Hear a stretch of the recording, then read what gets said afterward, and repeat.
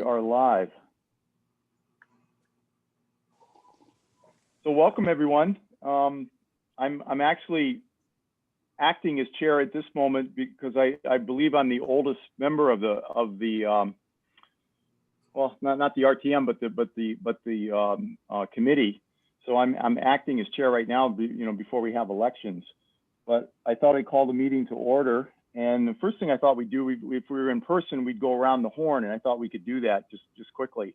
I'm Mac Patrick. I also chair District 5, and I've been on public health and safety for, I guess, at least 10 years. So anyway, go ahead, Megan. Hi, I'm Megan Kilcourse. I'm new to the RTM and also this committee. I work in the finance and operations group at a private equity firm. I've lived in Darien for 5 years. I'm excited to get involved. And I'm also from District 5, sorry. Great. Okay, Jim. Jim Cameron, 30-year resident of Darien, program director of Darien TV 79, which I hope you're watching on a regular basis. We're recording all these meetings and putting them on the air so you can stay up with what's going on in town government. I think this is my second round on public health and safety, and it's good to be back. Plenty to talk about. Okay, Brian? Hi, I'm Brian Rahill. I am also the chair of District 4, and I have been on public health and safety. This will be my 4th term, and I'm looking forward to a pretty active year, especially with the 7-Eleven proposal. So thank you. Okay. Suzanne?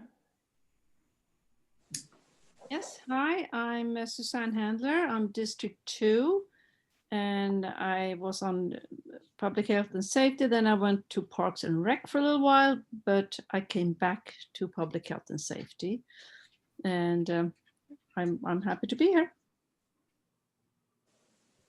Okay, great. Colin? Hi, Colin Kelly, Chair of District 1, and a member of this committee for about 5-6 years now, I guess. That's great. Okay, Robbie? I'm Rob Werner, District 6. I've been 3 years on TGS&A, and I'm seems like a very well-run committee, and I'm looking forward to serving on it. Oh, great. Jennifer? Hi, I'm Jennifer Woodbury. This is my 4th year on the RTM and my 4th term on this committee. It's a great committee. I keep coming back, so happy to be here. I've been in Darien for almost 14 years as well. Oh, that's great. Christine? Yes, I'm from District 4, and like I said in the last meeting, that I'm new to this committee over this past year and new to the RTM over the past year. I lived in Darien consistently for the last 12 years, but moved here 50 years ago with my family, and then went off on my own mostly as an adult, and then came back after all these years. I work out of the Post-Traumatic Stress Center still in New Haven, though. Oh, great. Christine and I also, we're both members of the Advisory Board of Health. Right. Oh, great.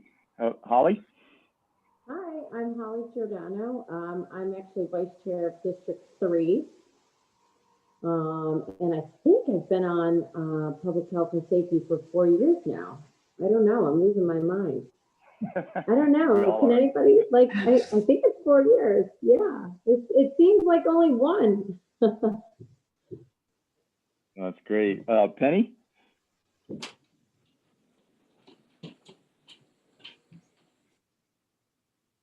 Oh, wait, I need you need to unmute yourself.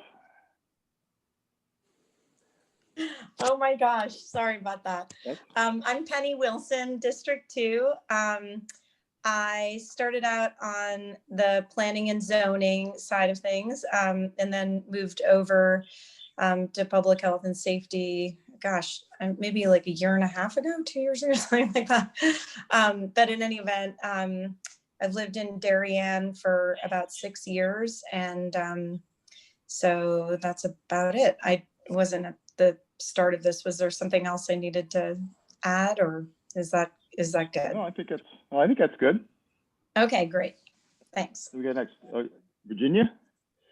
Hi, my name is Virginia Hihon Camanho, and I've been on the RTM for 2 years, and I've been on this committee for 2 years, or this is my second year rather.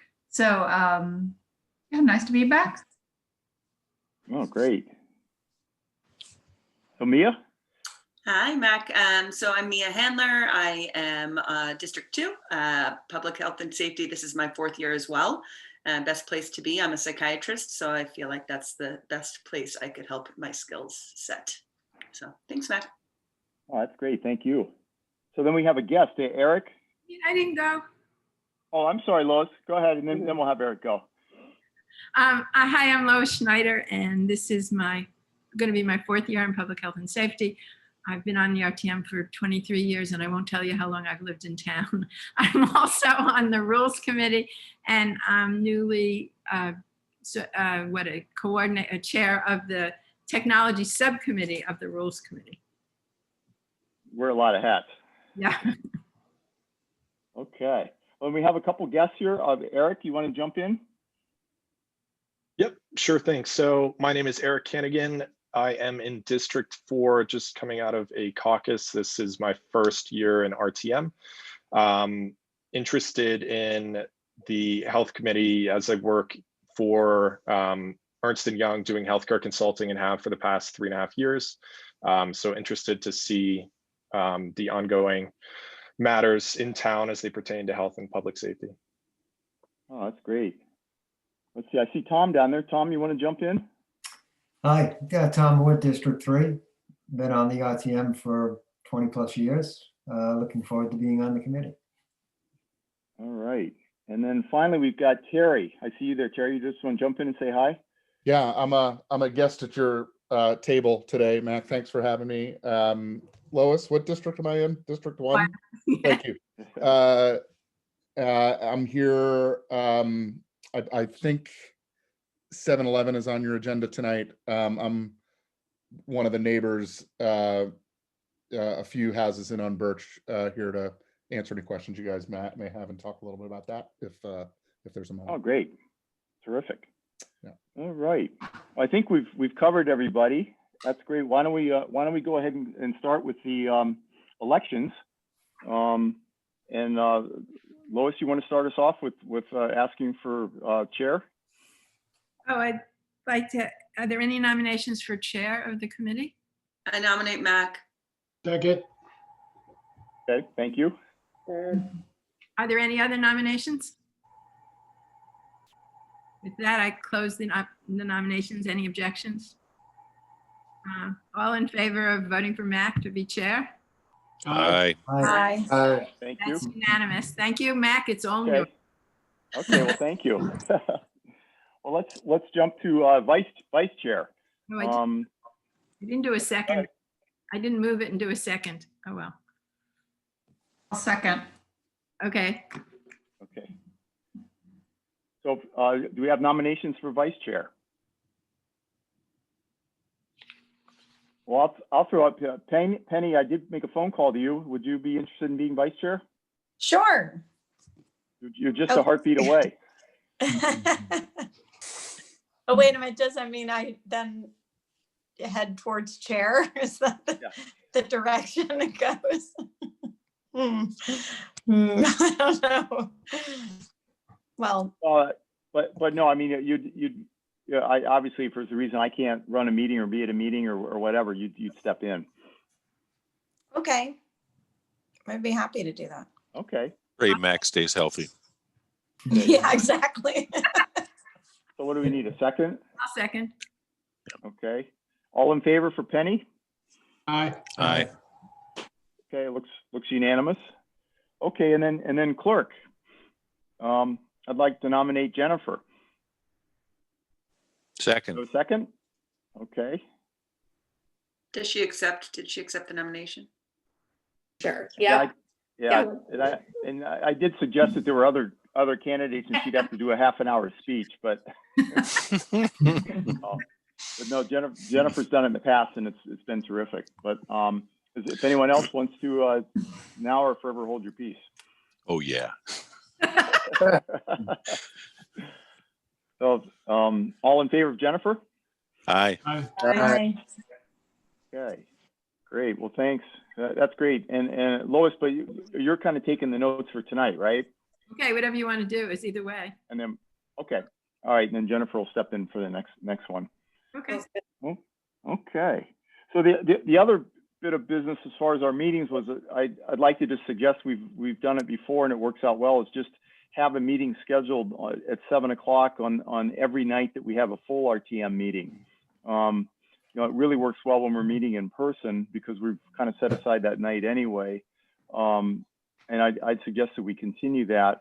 The only caveat is if there's an issue that we're voting on that we need kind of an open-ended time period, we pick another night, as opposed to, you know, being cut off before 8 o'clock where we have to jump to the full RTM meeting.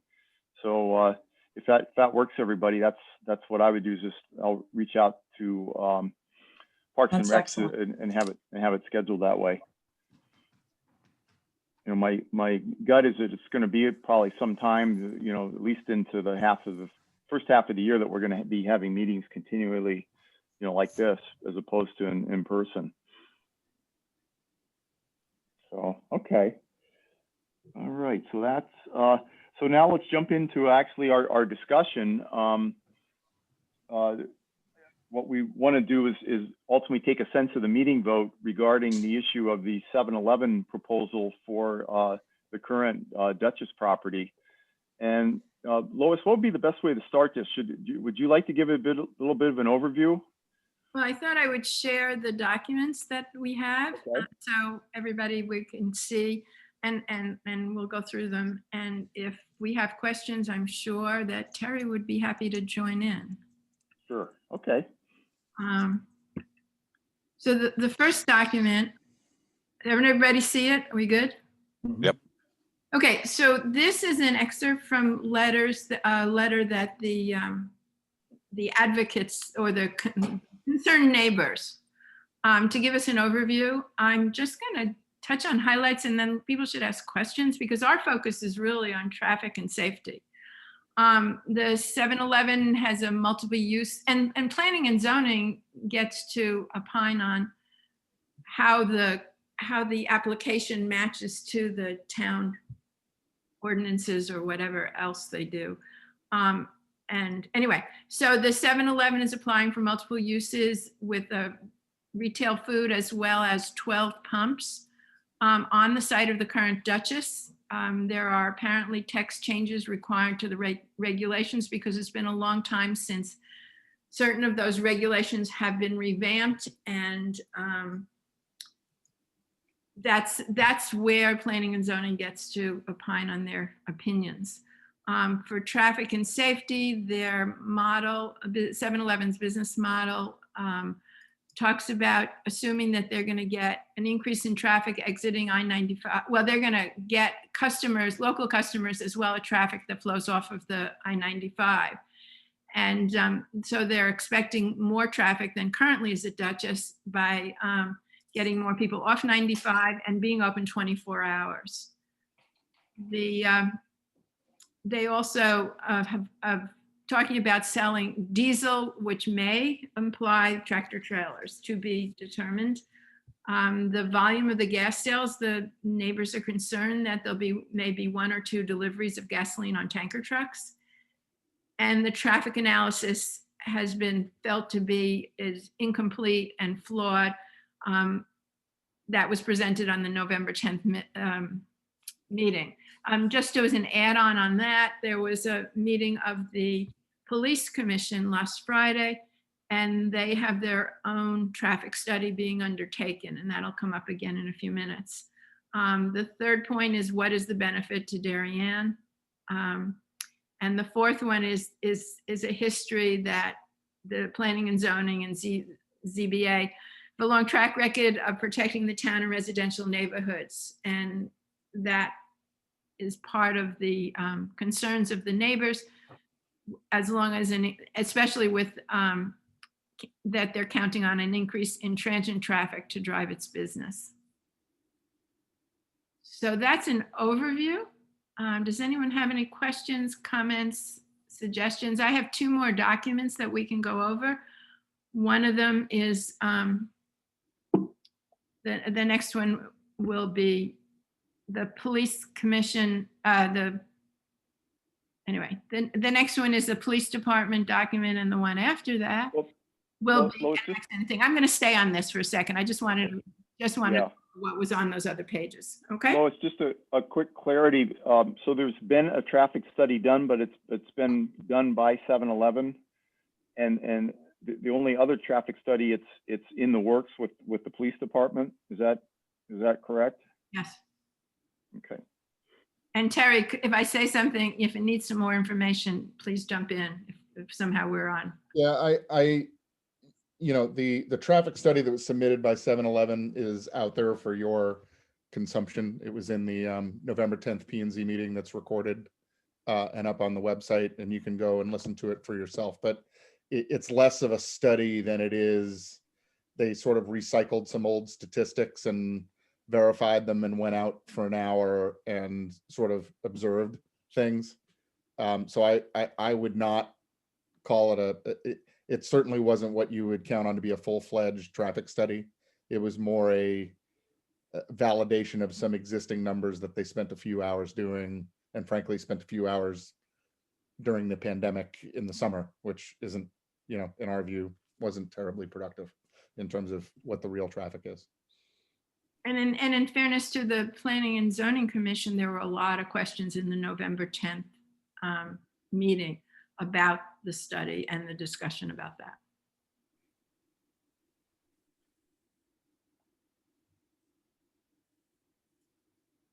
Any more? Lois, question for you, or Terry, I don't know. I know that there are other gas stations in the nearby area. Do any of them already have diesel, or is there any thought of, do we need more gas stations? I don't know. I'm not sure if, the most obvious one is the Mobile that's a couple hundred yards from there. That's right off the exit as well. I don't honestly remember if they have diesel. They do have diesel. I pumped diesel there. Yeah, BP has diesel also. Yeah. Sorry, Mia, what was the second part of that question? No, that was the main one. Well, obviously, if there was a need. And then the other part, I guess, is can 7-Eleven just open their store and not have the gas, or is it like it comes together? So I'm neither an expert in what they can and can't do. And I mean, it would seem to me if there's a, if there's a family restaurant currently there, I'm certainly not an expert of the uses, and frankly, having been at this about a week at this point, I've learned even more about what not to assume, common sense, and as well as it relates to planning and zoning regulations. So, so the answer is I don't know. But what when you, the education that I've gone through a little bit of, so for example, when you say 4,000 square feet of real retail, like that's hard for me to put in my head. But I actually went and looked at a couple of 2,500 square foot stores, and they're really big. So this is a lot bigger than that, and 12. How big is the current space there? Do we know? Well, the whole building's going down. So it's not, what they're talking about doing is taking that whole building down, and as if after you're looking at it, there's like a office building to the right.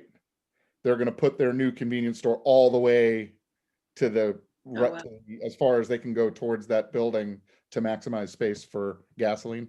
Gotcha. For all their pumps. So so I don't know how big the current space is, but it's less than 4,000 square feet. That building's going to get completely raised, and they're going to build a new building to that suits their use, or as the application would suggest. Just as a layman, I would be a little surprised that a tractor trailer would be able to pull in and get gasoline at that site. It just seems to me that most places that sell tractor trailers, diesel, they have their own area, like along the big interchanges on further down, the rest area. Yeah, I think it's hard to know what an applicant is doing. I think of all the items on this page, the tractor trailer risk to the rest of us, I think is down the list in terms of realistic risk that trucks are going to be pulling in there. Although I will tell you, there's a little bit of a slippery slope aspect that we're a little bit worried about, which is, you know, we don't have, as I understand it, we only have one business in town that has ever two that have ever operated 24/7. One was Stop and Shop, which did it for a little while and stopped. The only other one is Dunkin' Donuts, which stopped, frankly, right around the pandemic started, you know, and for me, and I'm, you know, certainly with Jim Cameron on the line, right?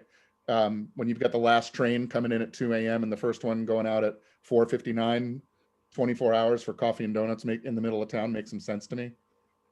This just isn't serving the needs, you know, transient traffic off of 95 just to really kind of front run a rest area that's already at exit 11 isn't terribly productive for us. Yeah, I agree with that. Having been up in the New Haven area for so many years, seeing stores that are open 24 hours were really a target for burglaries and other kinds of problems. And the site that's proposed there is such an easy on, easy off the highway where so many kind of crimes occur. So I just really worry about the safety issues. And like you say, do we really need something open 24 hours a day when we have the station there right on 95? You know, and then if there's a 24-hour 7-Eleven there, you know, if I'm the diner, maybe I'd like to be open 24 hours too. Right. If there's going to be that much traffic coming in and out. That's the slippery slope aspect of what I'm talking about. And that, you know, for those of us that live up here, that's a pretty dramatic change to our neighborhood. Yeah, it's a very dangerous intersection now. Yeah. I think, Terry, the one other thing that's come out is that's one of the gas stations has the right to be open 24 hours, but hasn't chosen to do it. We're getting, yeah, that data is emerging. So in fact, the Exxon down by Nielsen's and Shake Shack, we're you know, like I said, we've been at this about a week. So the getting under the hood on this has changed the data flow a little bit. But what we think we understand is that Exxon either had at one time or still does have permission to operate 24 hours, and that they've chosen not to do that, or did for a very, very short period of time, like, and we're talking upwards of a decade ago, like 18-ish years or so, they tried it and stopped it for a bunch of reasons, either for business reasons or all the bad things that happen in the middle of the night kinds of reasons and all that kind of thing. Well, just to add some color, I think what Terry's also referring to is that the 7-Eleven issue seems to be rather new to people. There has just been one article recently in the newspaper about it in the Darien Times, but this has actually been going on. There's been a series of meetings. They've had, what, 3 meetings with planning and zoning? Is that right, Lois? I think this is going to be the 4th one on Tuesday. And the first time they talked about it was September 22nd, I believe, which was a surprise to everybody. I mean, I think the answer is as simple as there aren't any residences within 100 feet. They're pretty close, but none that were required by law to be noticed, and a result, nobody knew. I also think that a lot of the prevailing, what I'll call common sense things that we would have thought about 24 hours, meaning you would think that it's a very, very high bar to get over in Darien, a permission to operate 24 hours. And we're not 100% sure that's as true as we might have thought. So that I think both of those things came as a surprise to us. Well, the fact that it was happening in the first place definitely did. And the second, for those of us who've lived this for the last week, I think that's come as a bit of a surprise as well. Okay, well, Lois, what's President of the next town slide? that also concerns me, obviously the 24-hour thing, but as Public Health and Safety Committee, I think we need to concentrate on on the traffic part of it, right? And I'm wondering about all the left turns coming off of the highway. I think it's both. So the traffic is absolutely front and center. But I would also suggest anybody on the call that hasn't listened to 7-Eleven's presentation on the 10th, as it relates to the, I'll say it this way, the lengths that they take to protect their asset for things that happened after, when our parents told us good things don't happen in the middle of the night. I suggest you go listen to that presentation that's up on P&Z as well. But yeah, the traffic in already a very, very busy intersection, and not just when you put in your mind a very, very large gas station, but if you read 7-Eleven's own metrics for the size of the business that they hope to run there, I mean, it's dramatic. I mean, the amount of gas that the amount of infrastructure and the amount of gas that they're attempting to sell there, it's shocking in terms of the volume they're planning on to support a store that size. So, which is both traffic as well as the transient issue as well. So what's on the screen in front of you now is the response from the police coordinator with relationship to the police commission. So, and I did ask them if it was okay if we show this as well as incorporate it in our minutes, because there's some real serious non-confidential or non-copying thing, but he said it was fine to discuss it. This is a response that the chief gave to the most recent response to the press on the issue.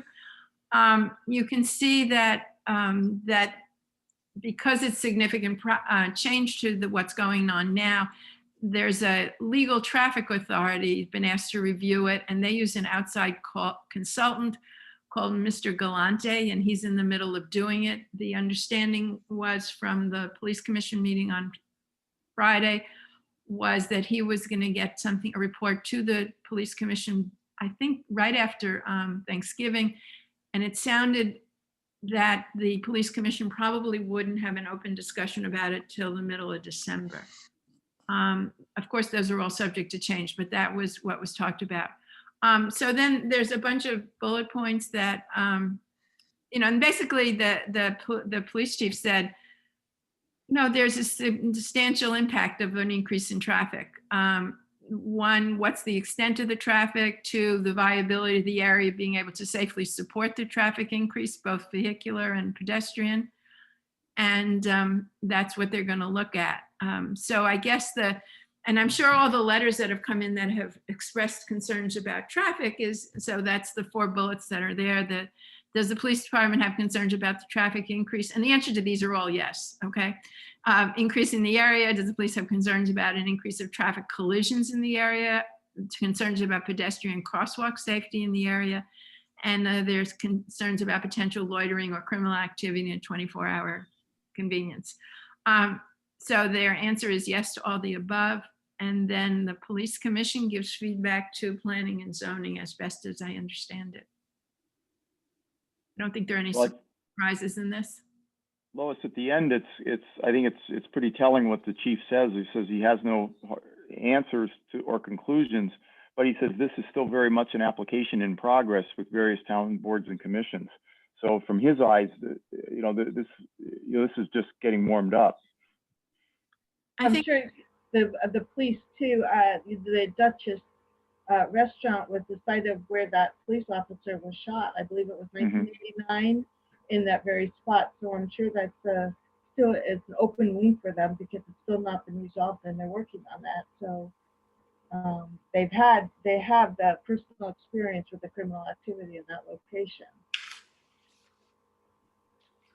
So I don't know if, I guess we can go to the next page and then actually if we want to have a discussion about the specifics of the traffic issues or just assume they are, because my suggestion is that we wouldn't include the specific things in this sense of the meeting, but it wouldn't hurt to raise them and have them on the record for our discussion if people agree. Okay. I'm going to move down to This is something that was incorporated, that was available within some of the documentation that's on the web under the Planning and Zoning Commission. This was a response to some requests. Captain Schreeders is the person who's the coordinator to the police commission for the police. And these are a number of accidents that have been recorded in the last 5 years. So there have been quite a few accidents in Birch, and this would be Old Kings Highway North, which would be near the traffic light, I assume, or these could be Trader Joe's. And then exit 13. I think on top, and I don't have a sense, I don't know if other people do, of whether these are high or low for our area. But driving this, I live on Maywood and I go out through Richmond Drive, and I can tell you the number of near misses all the time is, that's not recorded here, but that's also an issue. To me, it's like when I was driving down the other day and I was thinking of, saying this, and it's just like going through a game. I mean, got people from the left, people in the center, people from the right. There happened to be somebody coming out of the Exxon station the time I went through, and you just go slow and hope, that you don't get nailed, and you try your best, but there are a lot of things. So if people would like to talk about this, have some questions, talk about the entries or the direction people are going at that roadside, that would be of value. And then you also, and we shouldn't forget that you have the issues of what's coming out of or going into the actual site from Post Road.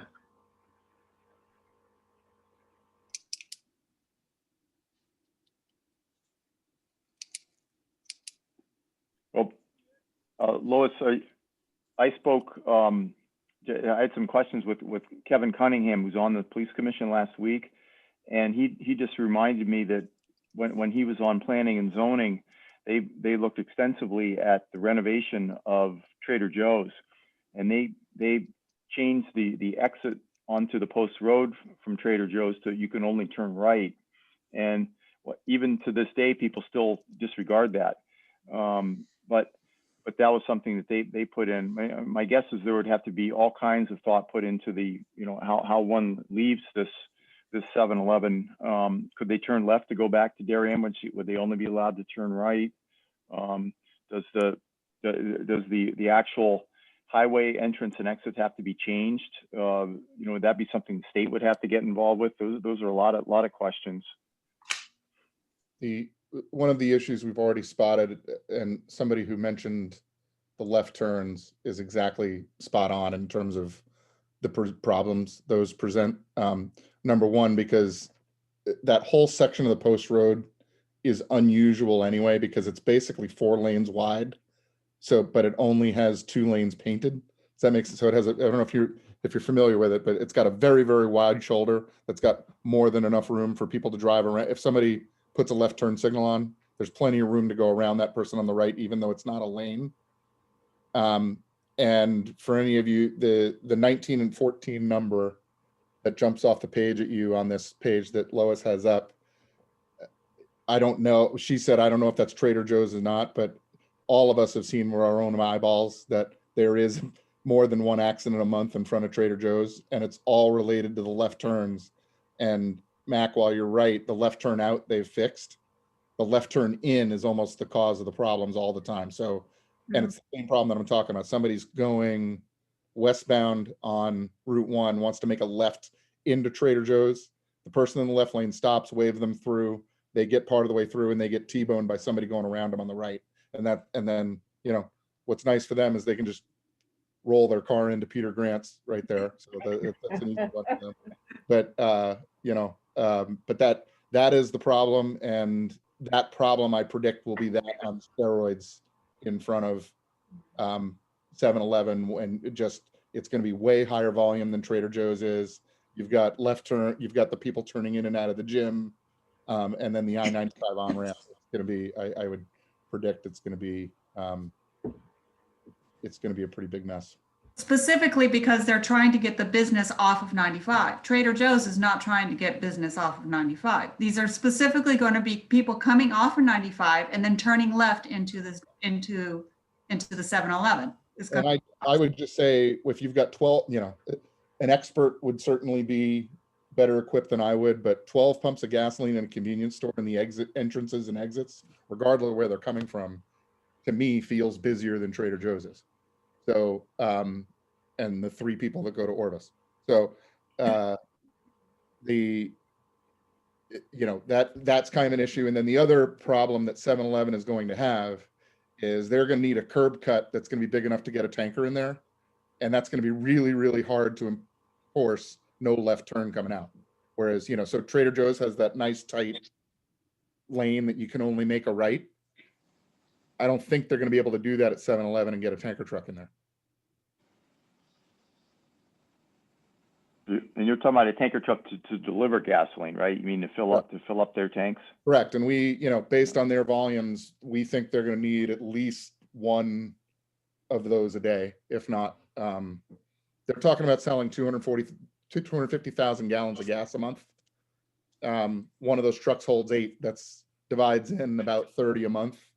So that's one a day on average. And, I don't know, like on the Wednesday before Thanksgiving, I don't know if they need more or what, but it's a lot. Can I just ask a question? Just 2. One is, if this ultimately comes to the RTM, which it sounds like it is, it's not. It won't. It's really a decision by planning and zoning. There's nothing that as far as I understand it, there's nothing that the RTM has to vote on. We're choosing. So we have no say. We have no say. That's why we're doing this, calling it this a sense of the meeting vote. We're stating our opinion and our concerns, but we're there's no approval of money. We're not passing an ordinance for this. What would the positive be to Darien? Mac? Yep. Jim Cameron. The positive to Darien, first of all, Terry, thank you for coming to this and putting this together. Thank you, Lois, for sharing this. I'm not in favor of the 7-Eleven, and neither am I opposed to it. We have not heard the proposal. This process has been underway since August, and shame on all of us for not following this more closely. Shame on me for running TV 79 and not watching my own coverage to know that this has been under discussion. But I think we should let the process play out. Let the police commission finish its expert traffic study, share the information with us, with the police commission, with P&Z. Then I think we can formulate an opinion. What we've heard this evening, with all due respect, are bullet talking points from concerned neighbors. We have not heard anything from the applicant. I don't know how many of you or I have actually looked at the previous Planning and Zoning Committee meetings to see the presentation by the developer. And for us to raise any kind of motion of consideration or sense of the meeting is way too premature. I don't think we can keep our credibility if we rush into a decision without full information. And by the way, all 4 of those other gas stations, my Gas Buddy app tells me, the Sunoco, the BP, the Mobil, and the Shell all sell diesel already. Well, Jim, I have a question. There was a period of time where we didn't let franchises into the town of Darien on the main street. And a Shake Shack was the first one that came in. So other than the McDonald's, which is on the highway, the 2 of them, we didn't let franchises come into the town. That wasn't a P&Z decision. I mean, P&Z doesn't have a say as whether it's a franchisee or not. It was the local developers. It was the local developers who, like David Genovese, who made a decision he didn't want to bring franchises in. There's nothing in town ordinance or P&Z regulations, as I understand it, that forbids a franchisee from coming into town. And I didn't mean to interrupt you, but those people who are making the argument against this process that this is not the right kind of business, or this is not going to attract the right kind of people to town, are not helping P&Z, because P&Z will lose in a court appeal if they do not make a legal argument based on fact, on traffic, on zoning regulations, etc. We cannot stop a private landowner from bringing in or leasing land to a franchisee if he ticks all the boxes. And the argument that this is not the right kind of business for Darien, I don't think is going to be helpful to P&Z's efforts. Well, sorry, Tom. In due respect, there are towns that have ordinances that restrict franchises from being on their main streets, and that's in the New England states. I may be wrong, but I don't think that's the case in Darien. I think we're getting a little bit off topic here. I think we really want to focus on the you know, the safety aspect, and that's why we're pretty much really just talking about traffic. And Jim, I think we could still have a very, you know, concise, generic type of sense of the meeting that we would just say that we some of the words that you said, we want to see more, be more involved. But I think it'd be helpful to at least say something. So Jim, I don't think anybody, the discussion to date that we've had hasn't been for us to take an opinion on the application. It was to raise issues of concern for safety. And just that's fine. And just to say there's another set of eyes that are looking at this and following it, and not saying yes or no, because we actually don't have a say on the 7-Eleven, but we do have a responsibility for looking at safety issues in town. I think that was the way. I'm all in favor of that. That sounds perfectly fine to me. Okay. I think I'd like to bring up another safety issue along these lines, and that is somebody I was talking to explained it. She said, I have kids that are now in their mid-20s. She said, but when they were in middle school, they would have been the first one to run across the post road to get something from the 7-Eleven. We can't change that, but the issue that it raises is what pedestrian traffic and their safety, especially if the traffic are middle schoolers or children. And that there's a new crosswalk that was put in on the corner of Birch, but I don't know, Terry, if you found any more information about it. But when they were talking about at the police commission meeting, it was a statement that they didn't know who authorized it being put in, and it's very difficult for the police to get crosswalks in, so they weren't sure how it got there and how somebody got it through, which is. Yeah, they said in the meeting that, yeah, and it's not their because it's a state road, that would be a state DOT thing. So that made sense to them. What they said was a little bit unusual, is that they weren't aware of it. Under normal circumstances, they said we would know, but because it's Route 1, that would come under state DOT. But they usually know what's going on with the state. Correct, and they said it was unusual that they didn't on this one. So the point of raising the pedestrian issue is that there were two parts that I included in my letter to P&Z. Which was one, the concern of children being attracted to running across the post road, and how safe would that be, especially ones coming out of Birch or coming out of Richmond. That was point one. And the second, for some of us live in the area and actually have walking paths that cross over that area, and concerns for some of the safety there is also. Just a bunch of different issues that felt that they ought to be addressed.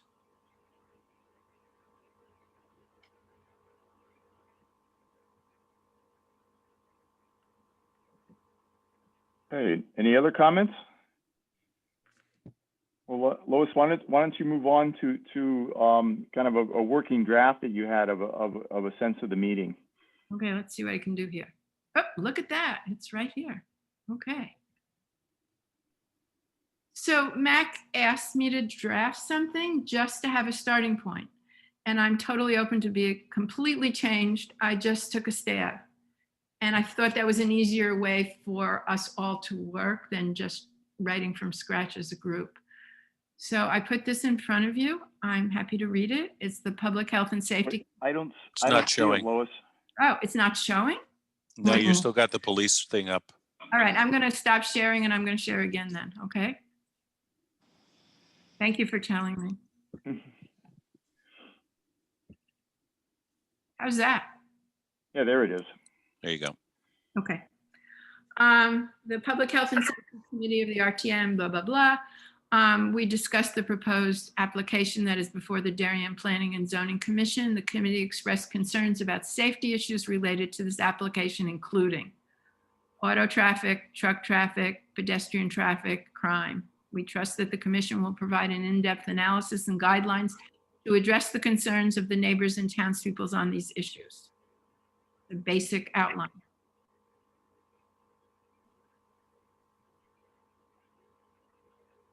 So it seems to encapsulate everything we talked about. And it doesn't appear at all that we're taking a position. We're just really just stating our concerns.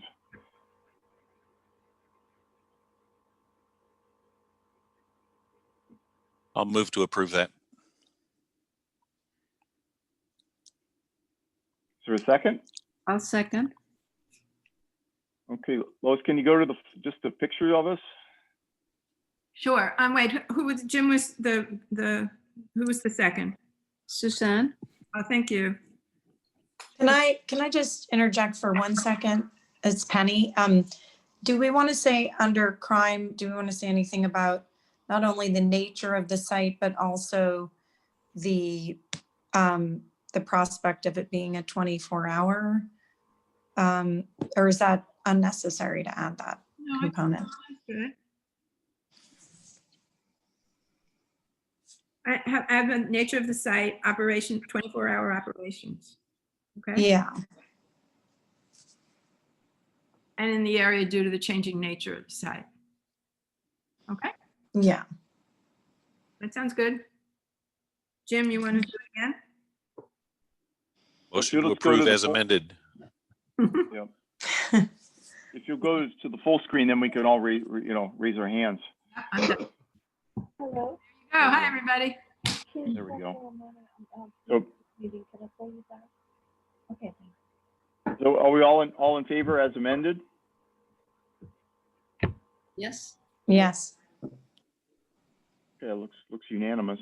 Does anybody object? Can we just?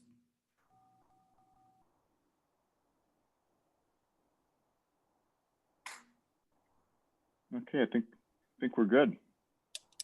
Matt, can I just add a little brief promotional announcement for coverage of the Planning and Zoning Committee meeting tomorrow night? It's going to be carried live on TV 79, on our cable, on our stream, on Facebook Live. Members of the public are going to be allowed to speak via GoToMeeting, but we will have it on the air live if you want to watch it. I believe there's also going to be a lengthy presentation from the developer as well too. We will get it up on Vimeo ASAP, and I will let you know so you can, if you can't watch it live, you can watch it at your leisure. That's great. Thanks, Jim. Sure. Okay, well, that concludes our business for tonight. Any announcements other than what Jim just gave? We might as well go ahead and adjourn. Lois, thank you so much for all of your work with this. You're welcome. Thank you for your support. Thank you, Lois. Thanks, Lois. Motion to adjourn. Thanks. Okay. Yeah. All right. Take care, everybody. Happy Thanksgiving. Thank you. Thank you, Mac. Thank you. Happy you too. Happy Thanksgiving. Bye. Bye. Bye-bye. Oh, good night, Lois. I just want to know if I want to wait.